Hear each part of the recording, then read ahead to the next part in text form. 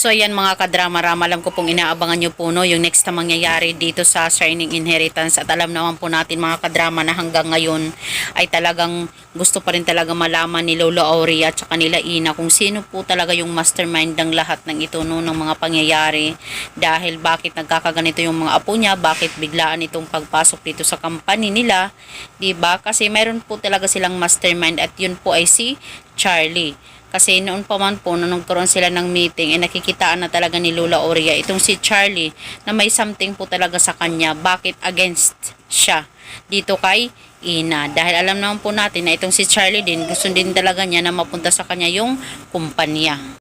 Pero yun talaga ang hindi makukuha ni Charlie dahil andyan nga po talaga itong si Ina na sobrang tapang at sobrang napaka-bait. Kahit mabait po talaga itong si Ina, talagang nilulugar niya po.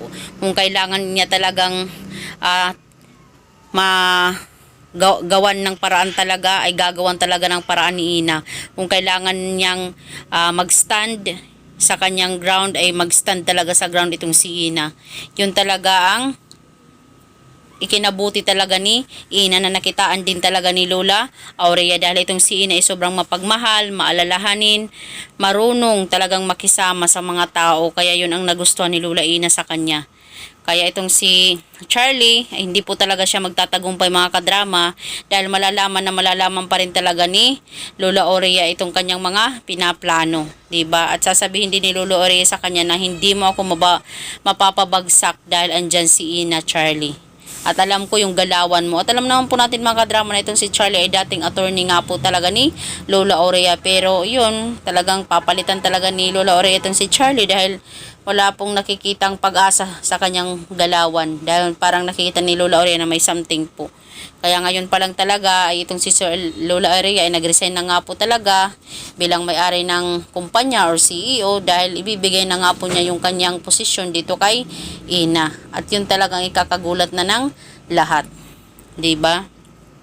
Pero wala na po talaga silang magagawa dahil nga po bago pa mahuli ang lahat, itong si Lola Aurea kasi ay meron nga po talaga siyang Alzheimer's disease na talagang unti-unting nawawala yung kanyang memorya. Kaya hanggat ngayon pa lang ay talagang may magawa na siya para sa kumpanya.